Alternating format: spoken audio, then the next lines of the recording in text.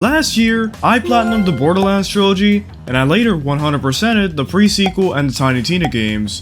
But notice how I said I 100%ed those games. I did not 100% the trilogy, so in this video, I will finally be getting my remaining DLC trophies for Borderlands, Borderlands 2, and Borderlands 3. So let's get started.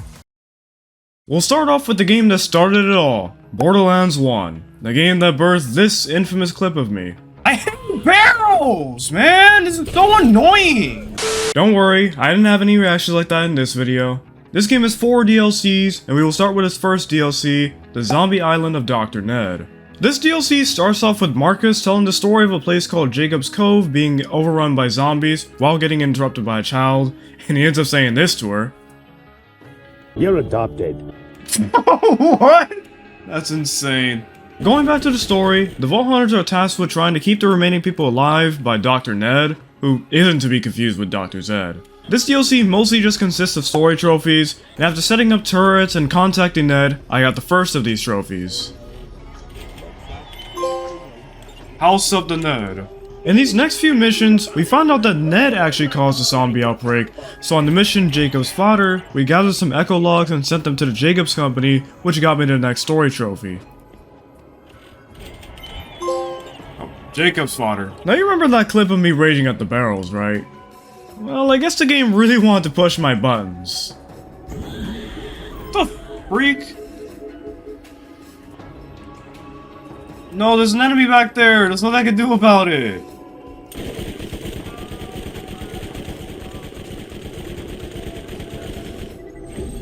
Why does he have a suit? Why?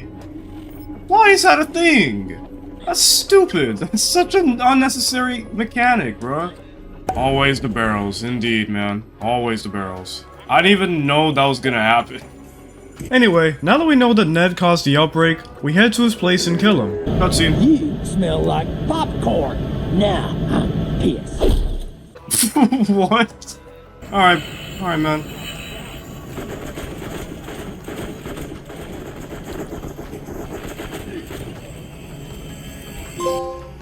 Night of the Living Ned. Oh, the DLC's over! Yeah, the DLC's over, man. It's not over yet. Undead Ned. Dang! I said we head to his place and kill him. This is gonna be the hardest fight ever. No, you don't, bro. Just die.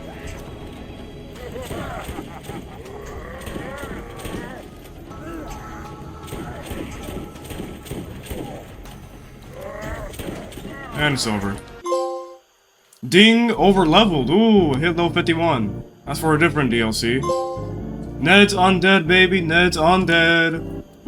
Let's go! Good night, dirty little person. Dang! With the story done, there was one last trophy, but it was a grindy and annoying trophy. It's called Brains. And it's for completing the quest of the same name. And what is this quest for? Well, it's for collecting brains. 250 of them. But that's not the worst part. There are actually 4 more quests before this one, those requiring 10, 25, 50, and 100 brains. So this adds up to a total of 435 brains. Thankfully it's pretty easy to get them, as you just need to hit headshots to get them, but that's still a lot of brains. On stream I decided to clean up all the side quests, and even after that, I barely finished the 100 brains quest. One of the side quests did have this cool reference though. What the freak? The misery machine broke down. Scooby-Doo reference! No way! After the stream, I killed zombies for about an hour, and eventually, I finished the quest and got my trophy. As far anyway. Brains! Finally, bro. So yeah, that was the end of Zombie Island. The brain grind sucked, but it was nothing compared to what this next DLC would put me through.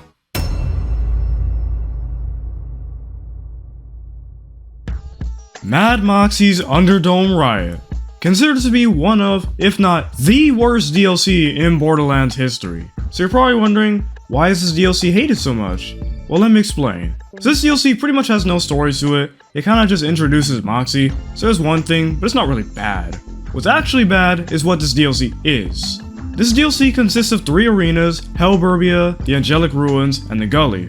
What you do in these arenas is face several rounds, and each round contains 5 different waves of enemies, which are the regular enemies, the gun enemies, the horde enemies, the badass enemies, and a boss wave. The problem is that the waves get repetitive really quickly and can take a few minutes to clear, and with multiple rounds, this can make runs last for hours. To make the gameplay slightly more interesting, every wave will add a modifier after round 2, which will either be a buff and a debuff, or just a debuff. Ammo can also be a big problem here.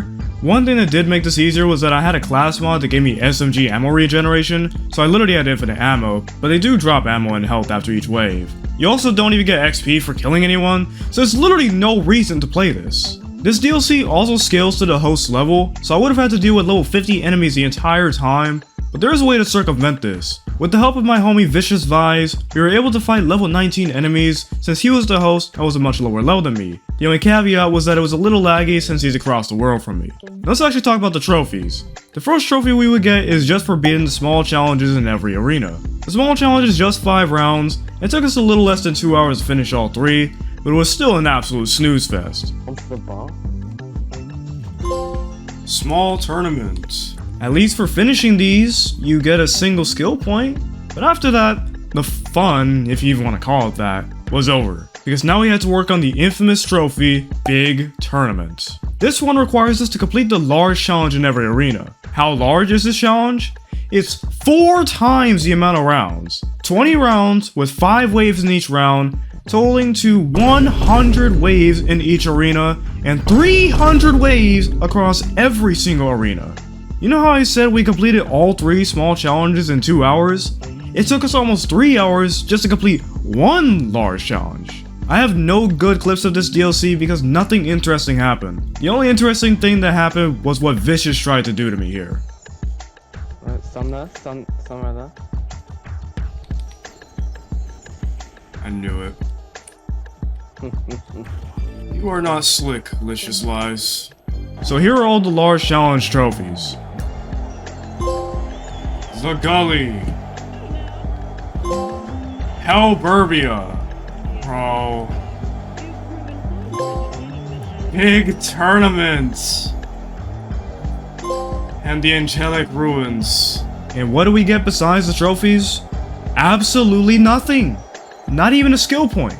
Man, the repetitive nature of that DLC really reminds me of another grind I've been working on recently. Anyway, with that trash being done, it was now time to move on to the best DLC. The Secret Armory of General Knox. This DLC continues from where the main story left off, and the Crimson Lands, led by General Knox, are trying to take control of the Parched Fathoms. The Vault Hunters, with the help of Athena, yes, the Athena from the pre-sequel, are trying to stop whatever Knox is planning. I already had one of the trophies going into this, and that was the level 51 trophy from earlier. The first new trophy I got was for building the new monster vehicle. Making a monster. This may be my favorite DLC in this game, but it still has one glaring problem. And that problem is these stupid bridges. Every location is connected by a bunch of bridges that take forever to cross, and with there being no fast travel between the locations, unlike the base game, it makes getting to quest locations pretty annoying, and it's worse during the side missions. Complaining aside, the next big goal was to rescue Athena, who was stuck in prison. While doing this though, I heard the craziest dialogue in the entire game. She didn't tell me your age! Girls of all ages like candy! What? Who said that? Was that this fool? Why would you say that? What? Why would you say that, bro? Nah, what? That is insane. But after that, we killed a guy named Mr. Shank and got Athena's teleporter from him, and we went and rescued her. Okay, Athena. Meet me back at Scooters. Athena out. Before the end of the story, I got a trophy for destroying a Lancer with the Racer. Bro, I just phased through that guy.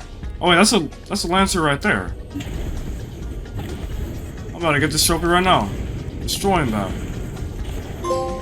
Speed kills. Easy. And I ran into that, I'm so good. So now we're on the final mission, where we need to kill General Knox.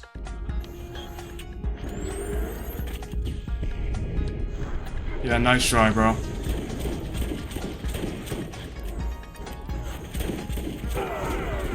Wow, nice shot, bro. Nice shot.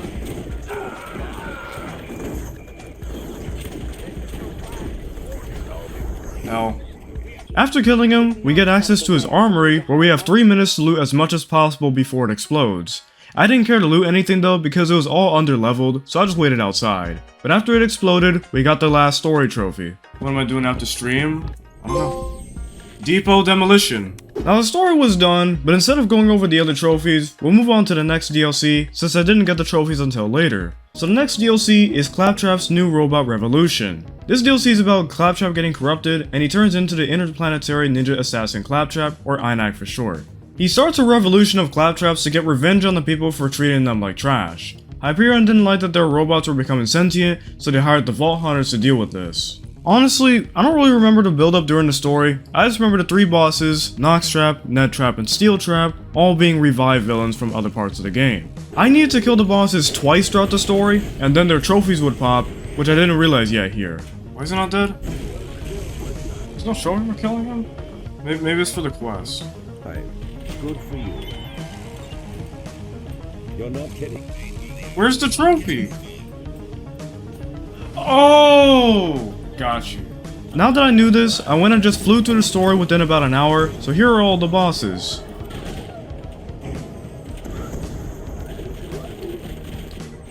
I couldn't see. They were so far away and I couldn't see them. Oh, he didn't get his health back though. Noxtrap.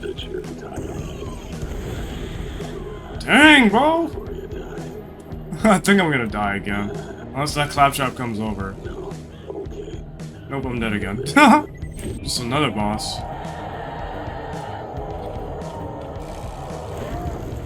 Now I'm fighting Ned. Of course he's alive again. That makes sense. Nedtrap. Okay, this time we're serious. No boss here. I'm guessing those signs were there the entire time. I just didn't realize. Oh, it's literally the set of the destroyer. That's cool. Alright, where's she at?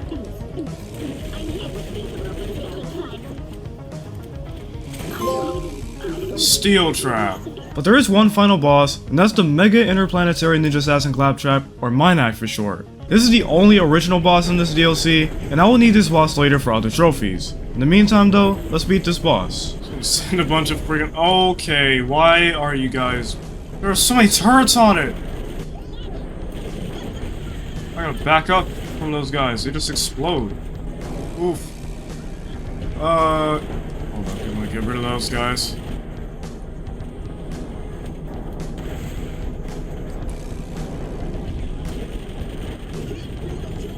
Come on, he's so... Oh, there we go. Oh. Muerte la Revolution. Let's try that pronunciation again. Muerte la Revolution. Whatever. I can do better than that. Muerte la Revolution. There we go. With the story done, I decided to get the easiest trophy out of the way, which was Tourist. This trophy is for interacting with all 6 Claptrap statues across the DLC. Literally right here. Such an obvious one. Tourist. But now it's time for my other least favorite set of trophies in this game, the Collectibles. The problem with these collectibles is that they are all RNG drops from Claptraps, with the exception of the parts required for Tannis' crazy request. These are just wires, motherboards, and gears, and they drop no matter what. But this trophy is basically the same as the Brains trophy, as it consists of multiple quests to increase the required amount every time. But that's not even a problem compared to the other collectibles. The trophies require bobbleheads, 3D glasses, oil cans, and one requires fish, pizza, and panties. Some are more common than others, but they still aren't super common. The most rare items are the bobbleheads, oil cans, and pizza. And guess which ones I need the most of? I'll give you a few seconds. If you guessed the rare items, you're correct. The best way to farm these was to use the Minac, as it would spawn kamikaze Claptraps and they could drop the items, and it was infinite. The only thing I had to do differently was use a different weapon, as the trophy guide recommended the Double Anarchy, but I didn't have one yet, and I didn't see the point of wasting time farming for it. I had heard stories of this taking upwards of 13 hours for people, but I was really fortunate and managed to get all of them in 3 or 4 hours. That's still absurd for some collectibles, but I feel bad for the people who had to wait longer for this. But here are all the trophies. a trophy. Dang! I got a 2 right there. Oh, let's go! I got a trophy! Oh my freaking. Another trophy. Let's go. Yes! Oh my. It's a collector, bro. I got an. I could have used this while I was actually doing the freaking DLC. I mean, I'm done, bro. I'm done. At least we're done with the Claptrap DLC. With Claptrap's DLC done, we now return to General Knox. I had 5 trophies left, and the first one I got was for paying for a worthless tour of the world's largest bullet. Right here. Sucker born every minute. Alright.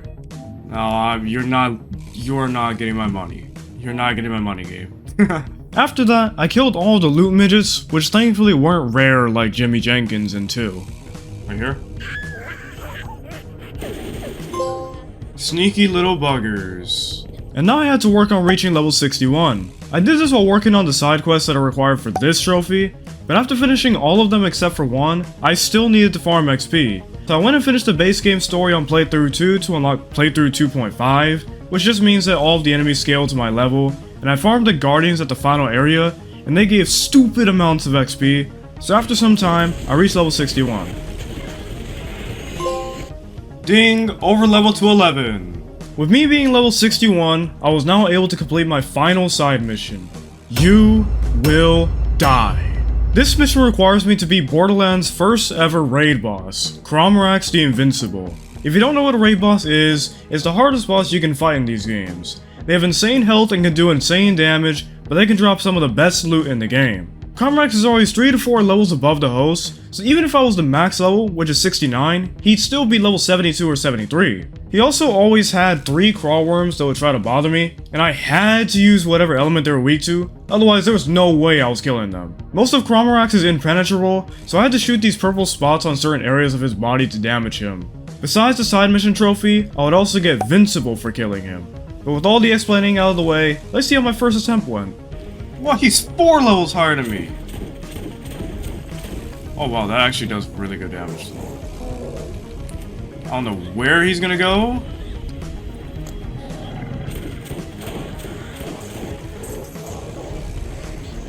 Wow. Oh my goodness, bro. That... Oh.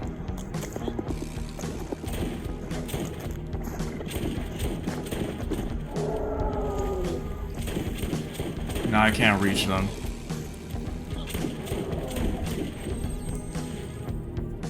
Oh, I'm already dead. That's...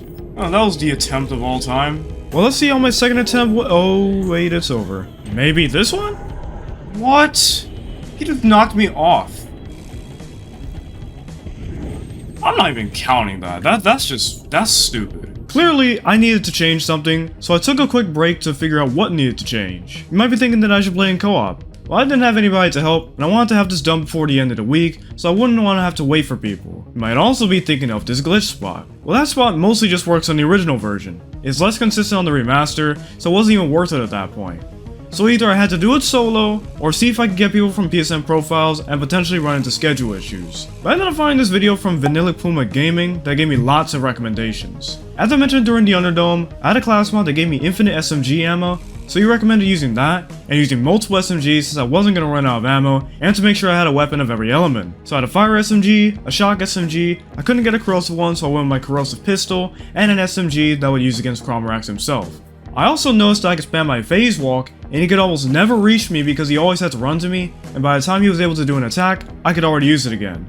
So with all these new strategies in mind, was I able to beat him this time? Let's see. Distance.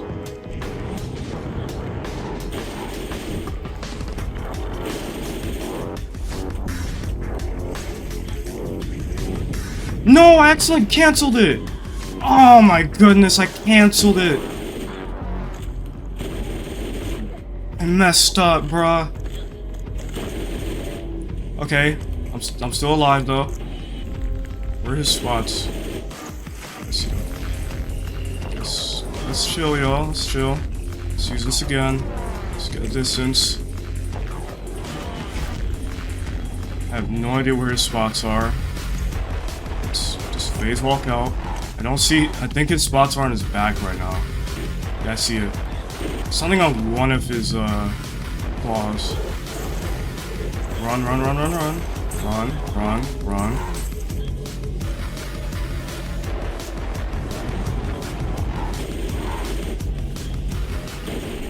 Oh! Yes! Invincible! Completionist! I freaking did it! Let's go! I just soloed Gromrax! Let's freaking go! I actually freaking did it, bro! My hand is shaking so much. I was so nervous at the end.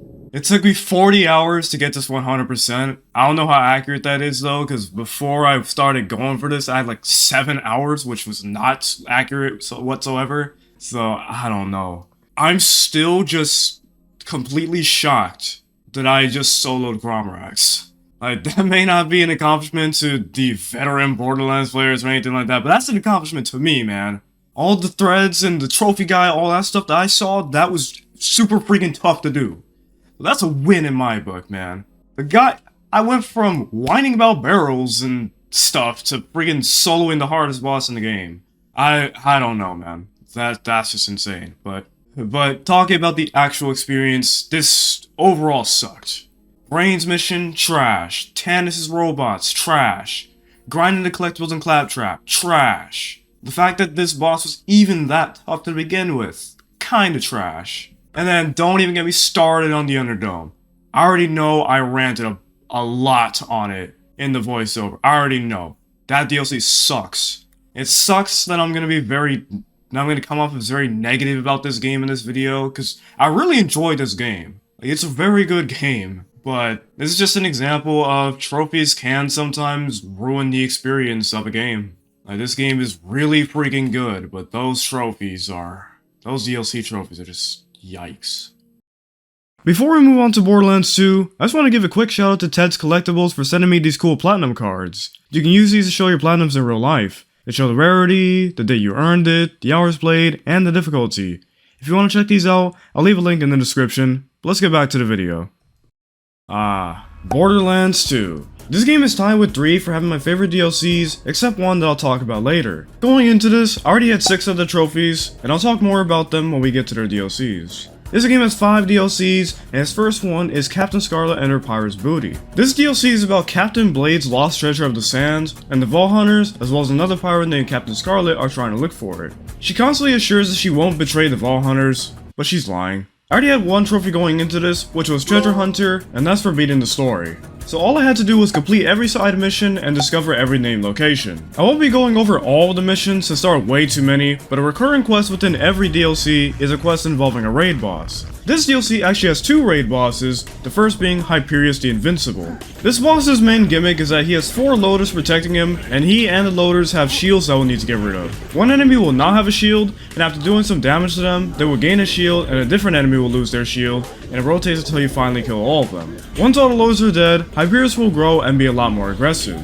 Because I was playing my level 51-0, this fight wasn't hard, but I did fight a raid boss on my lower level Maya later, and that was not a great experience. The other raid boss is Master G the Invincible. Unlike Hyperius, this guy just sucks. He has a ton of damage reduction, and the only way to deal good damage to him is to use the acid pools that these worms leave when they die. This makes the fight take forever, and I never want to fight this fool again. So we'll just skip to the end.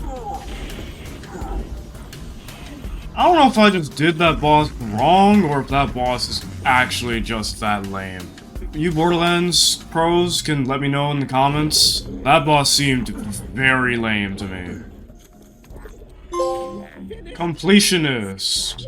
After completing all the side quests, I was missing one location since there was no reason to go here, but after I found it, I finished Scarlet's DLC. Gadabouts. There we go. That is Scarlet's DLC 100%ed. The next DLC on our list is Mr. Tor's Campaign of Carnage. This is my second favorite DLC in this game. This DLC is about finding a vault in a giant crater and this vault requires the blood of the ultimate coward. So the CEO of Torg, Mr. Torg, invites the vault hunters to compete to see who's the biggest badass and open the vault. We end up having to beat the number 1 guy, Piston, who cheated his way to the top. Before doing that though, we need to dethrone the other top people. The first one was Pyro Pete, but he was dirt easy. I didn't even pay attention to the fight, I was just talking to chat. The next person was Motor Mama. What the freak? Why is she so big? I don't get a vehicle? Alright, that's fine. Oh, this is gonna be easy.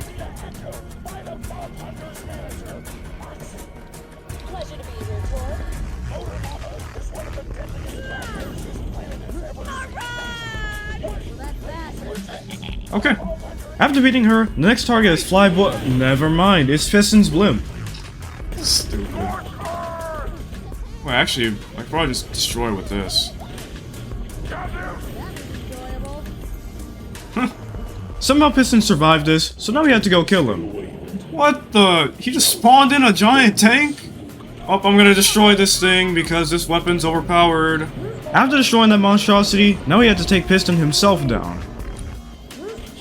I'm still gonna destroy you, man. Easy.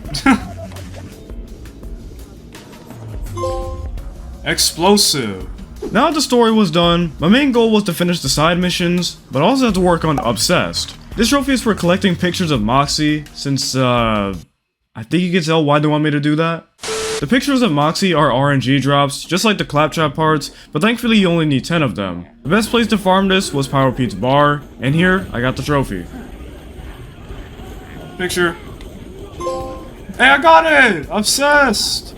Let's go. Now the main focus was the side missions, and again, I'm not showing all of them, but the DLC does have some special missions, which are the battles. There are 4 types of these, which are Pete's Bar, Buzzard Takedowns, Appetite for Destruction, which is the main arena, and the Death Race, which is the hardest of all of them. The reason for that is that the Tier 3 race requires a near impossible time, but if you do it in co-op, the other player can sit at the last checkpoint, and when it says reach the finish line, then you can just zoom in and finish it.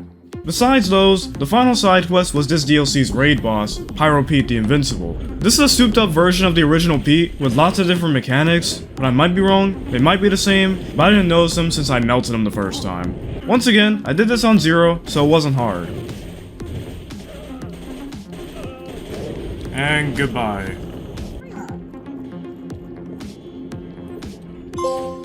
Motorhead. With Torg's DLC done, we now move on to what is easily my least favorite DLC in this game, Sir Hammerlock's Big Game Hunt. Hammerlock sends the Vault Hunters to a place called Agris to hunt the most exotic creatures. But this place is also home to Professor Nakayama, who is the worst villain in the franchise. And that's not my opinion, he's just unironically incompetent. You want proof? Look at what happens to him during the final boss.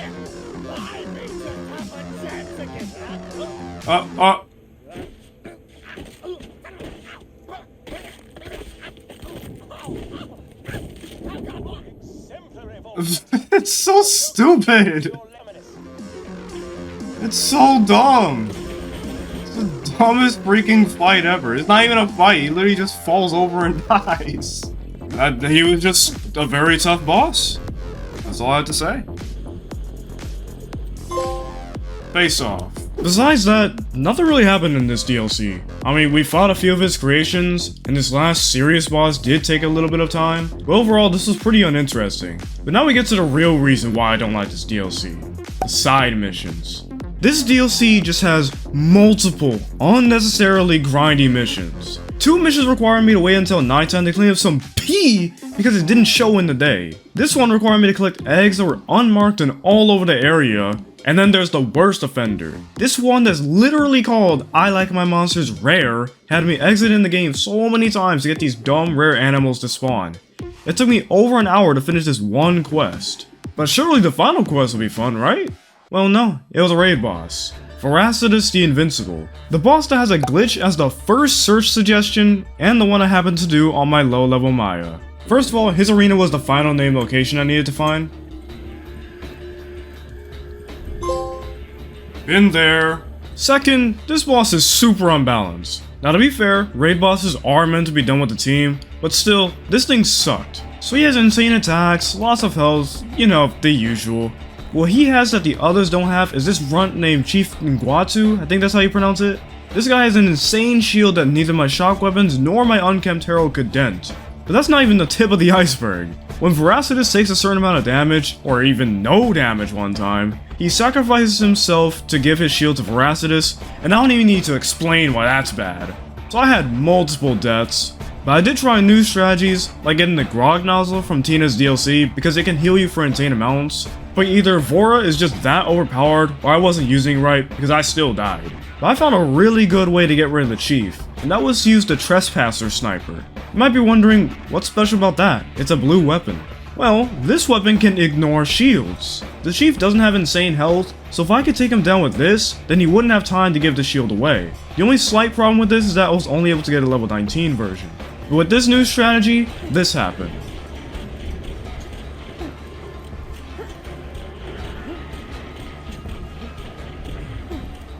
Yes! Let's go! Oh, I just went completely silent right there, bro.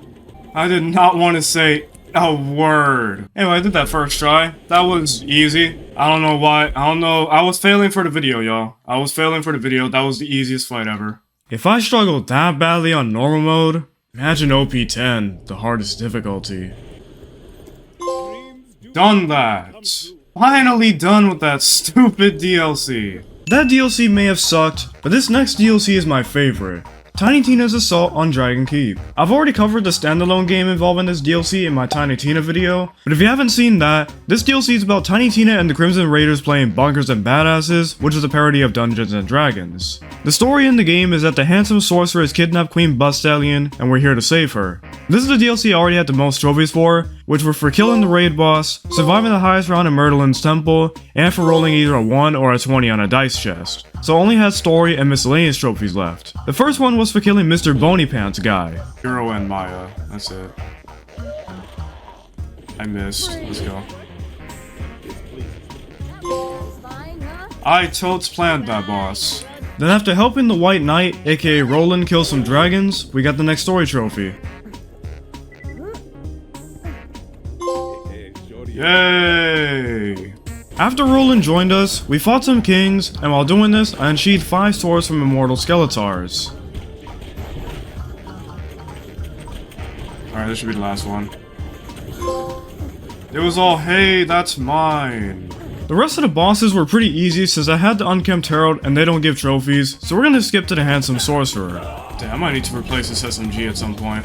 I mean, it's better than the pistol I had during the other version, though. Phase 1 down.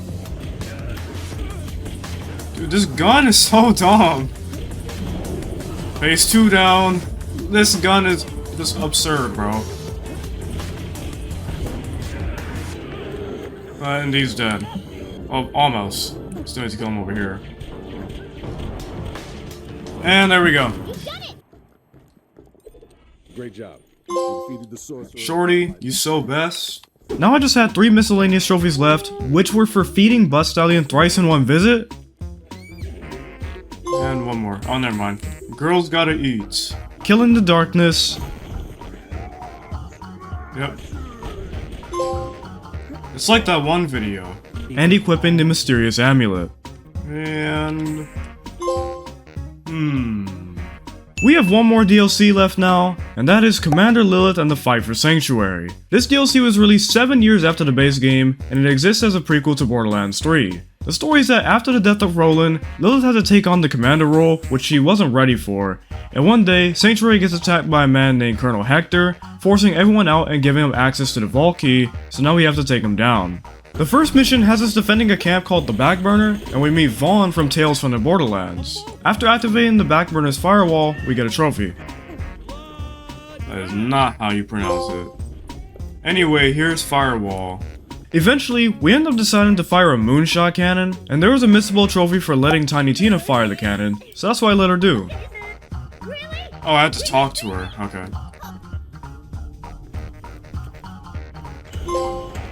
Chocolate chip confirmed. And now it was time to fight Hector. I'll just shoot him there. Easy. Alright, this will be an easy fight.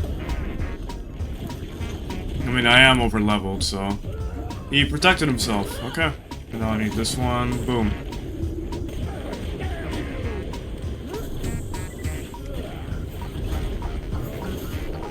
And there he goes. 3 or bust.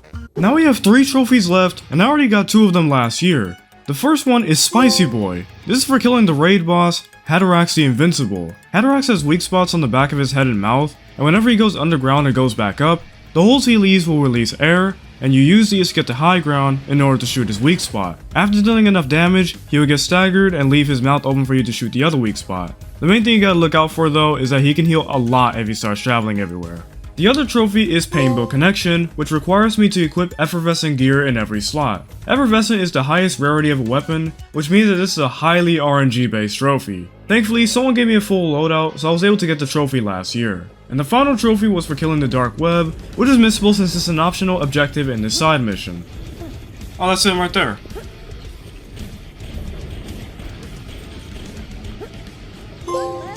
Decrypted! And that is the 100% for Borderlands 2 done.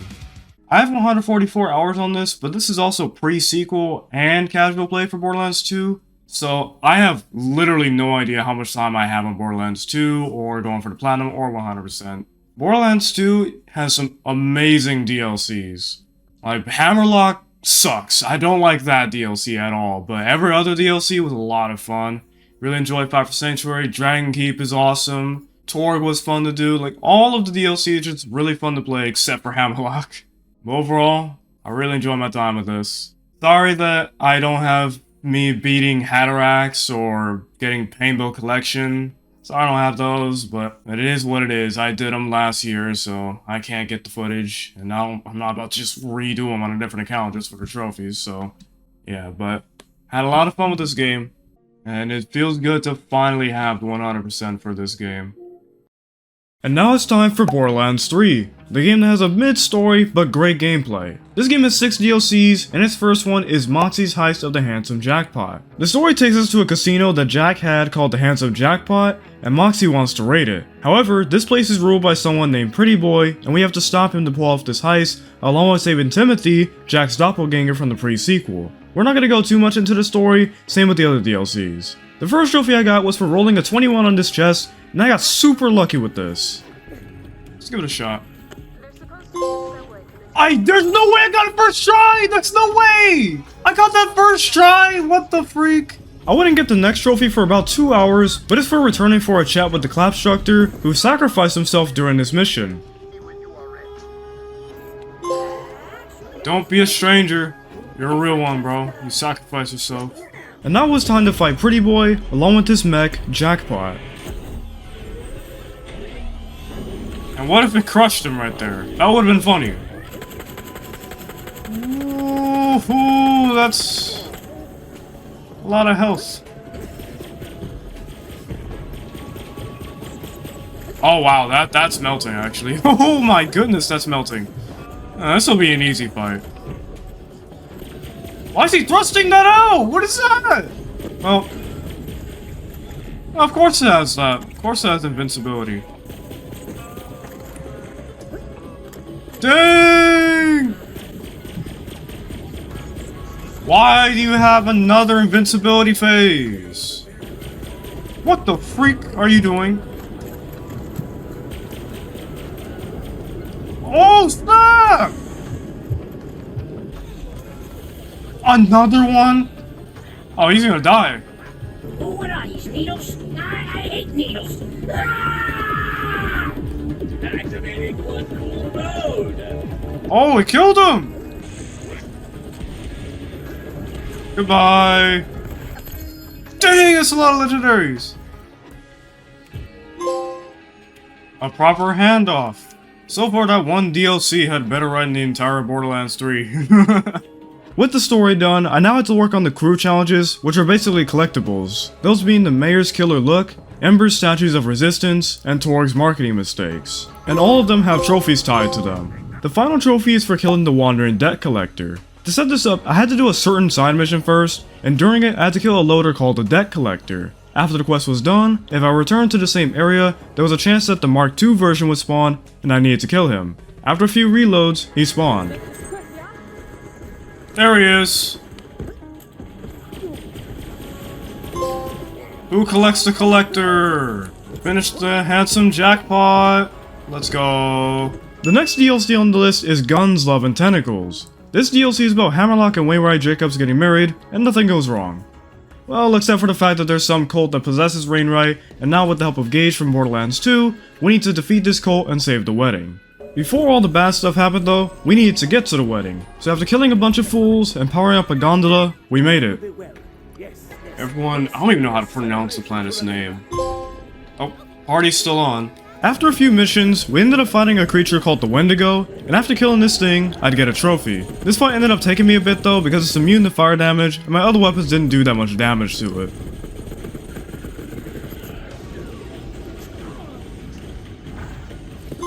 There we go, older than the trees. And the next trophy was for finishing the story, and I had to beat the final boss, Eleanor and the Heart. Oh, snap, she melts. Dang, what the freak?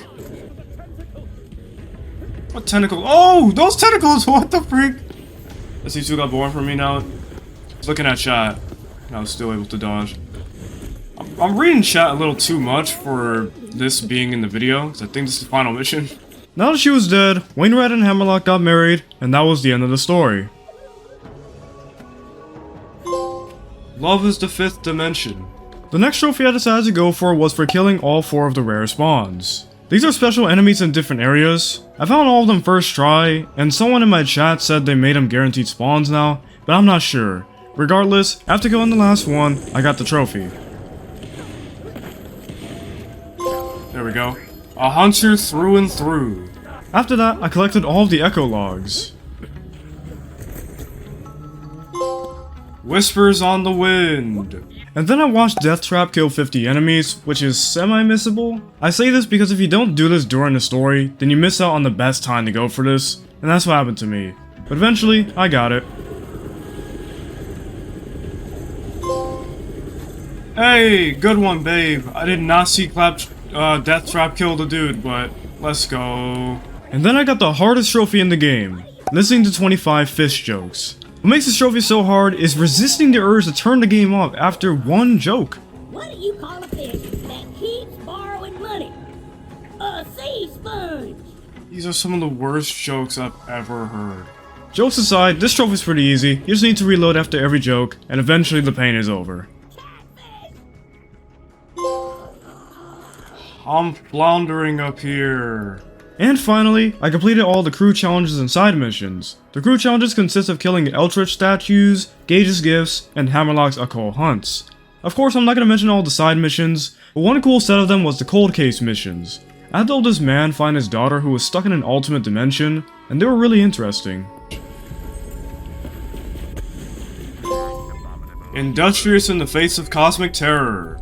Guns, Love, and Tentacles, 100%ed. The next DLC is Bounty of Blood. This DLC mostly consists of story trophies, so I'll go into it a little bit. This DLC takes place on a planet called Gehenna, and we meet a cowgirl named Rose. She takes us to a saloon where we participate in a bar fight, and after this fight, we talk to the sheriff, but during that we get attacked by some enemies. It turns out that these enemies were sent by Rose. She kills the sheriff and she takes this giant orb called the Obsidian Stone. Stone Cold Killer. In the next mission, we're introduced to someone named Juno, and we go to this hideout to find someone named Titus. After fighting him, we fight this dude named Cormash, who was pretty easy. After killing him, we also save someone named the Wanderer, and he tells us that the Obsidian Stone isn't a stone. It's actually an egg containing a creature called the Ruiner, and Rose is trying to release it. It's a watch. We go back to Juno to tell her what Rose is planning, and we go to a place called the Obsidian Forest to get the help of a woman named Oleta.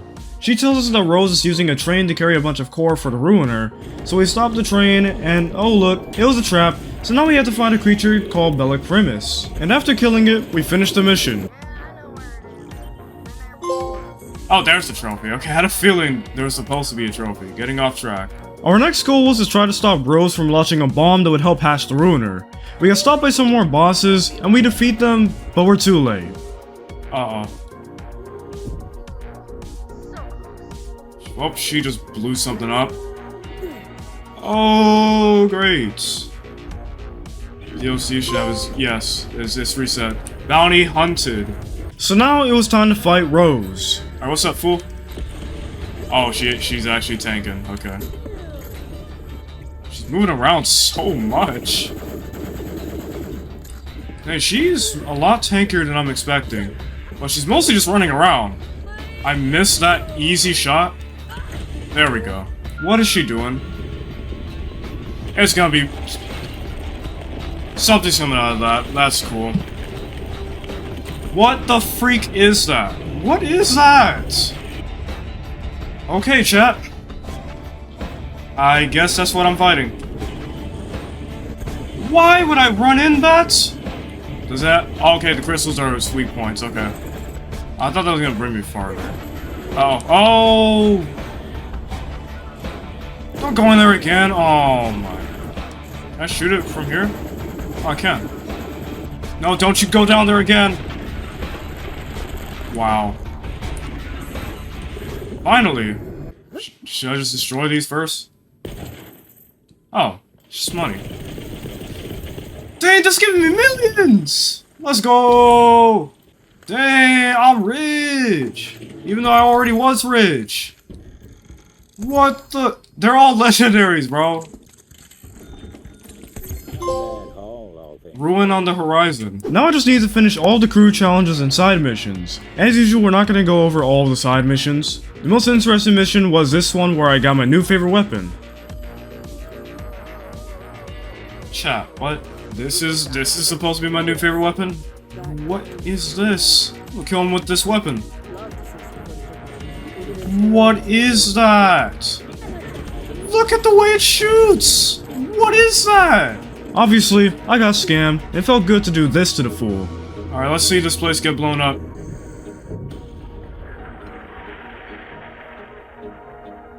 That's what you get, prick.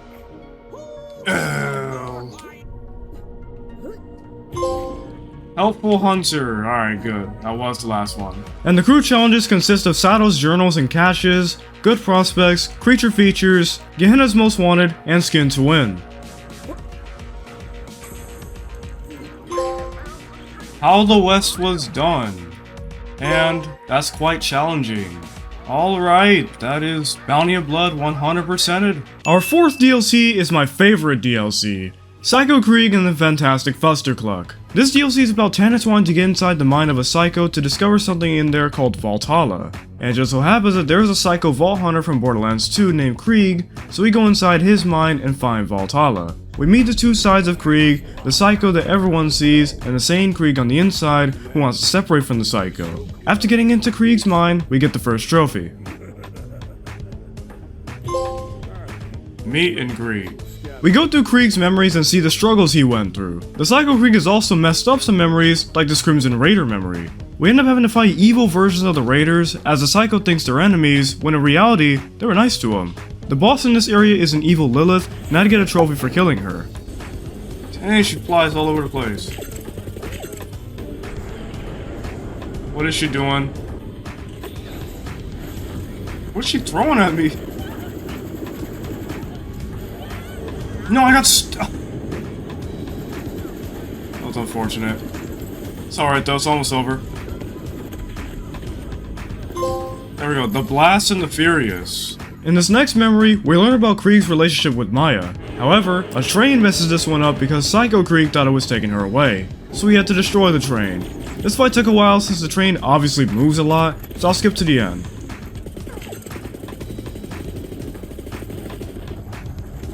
There it goes. Oh! Brain Pain Train Slame. By saying that 10 times fast. The final memory we went through was Krieg's worst memory. This memory covers Krieg's trauma from Dr. Benedict's experiments, which led to him becoming a psycho. So the boss here was Dr. Benedict. Of course. Oh man, having a higher level version of this weapon is so good.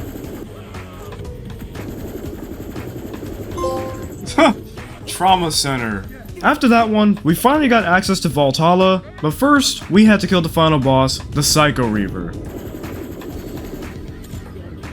He just set me right back up. Oh no. Oh, I guess he just messed up the ground. What the heck? Oh, snap! There we go. Red Wrath and Beyond. Now that he was dead, Valhalla was open, and we had a timer to collect as much loot as possible, like General Knox's armory. I'll need to return to Valhalla later for a trophy. But now that the story was done, I once again had to finish all the side missions and crew challenges. The side missions had two different types to them. These types are short form and long form. The short form missions are just helping Krieg do something real quick, while long form missions are just normal side missions. There were some weird missions as well. One had me giving birth to a gun, and this one. The crew challenges only consisted of one type, which was signals to noise.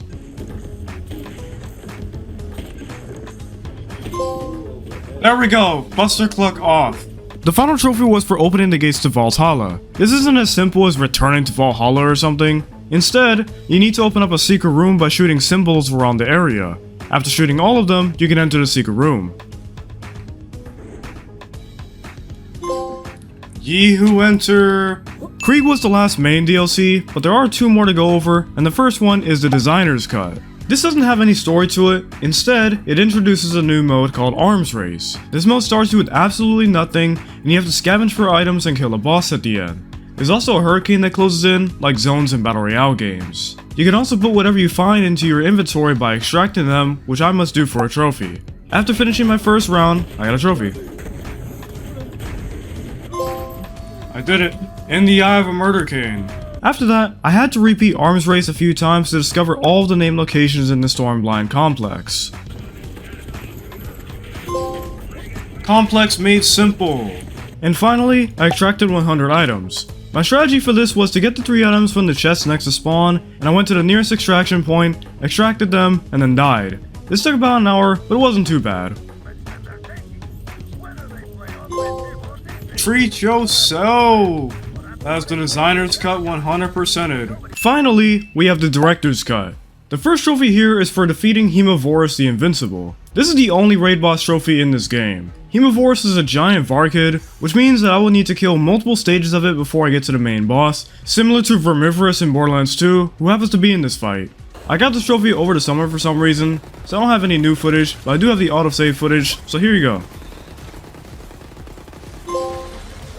Now it's on to the main part of this DLC, which is Ava's Murder Mysteries.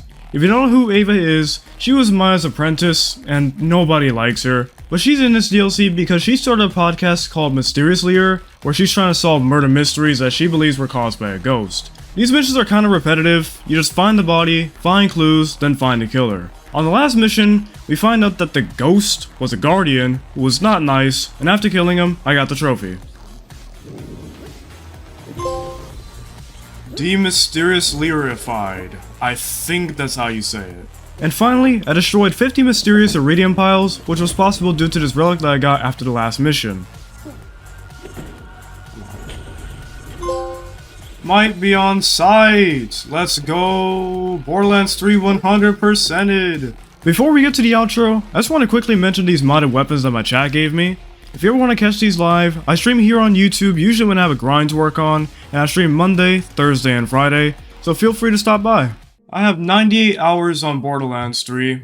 Some of this is casual, and obviously I had time when I got the platinum, so I don't know how much time I had on the DLC by itself, but I have 98 hours. So in terms of the actual trophies, I had the most fun on Borderlands 3. These were so fun to do, trophy-wise. In terms of the actual content, it's kind of neck and neck between 2 and 3 for me. I like both of them, but 3 kinda has the edge a little bit because I don't like the Hammerlock DLC in 2. But overall, I like this game a lot. Obviously, like, the main story is kind of just, you know, whatever, but the DLCs, I think every single DLC narrative is just better than the main games. I don't know what this says about Gearbox nowadays, but I mean, I just enjoy the stories in the DLCs way more than the base games. And overall, I didn't have a single issue. There was nothing super grindy, nothing super tough and just annoying to do. It was just a pretty smooth experience overall. With that being said, look at my list right here. We got 100% on Borderlands 1, 100% on Borderlands 2, 100% on Borderlands 3. I've played the games backwards on purpose just for this. Obviously, you guys have seen them in the actual order. But I played them backwards just so that I can get this on my list. So it feels good to finally have every single Borderlands 100% it, with the exception of New Tales.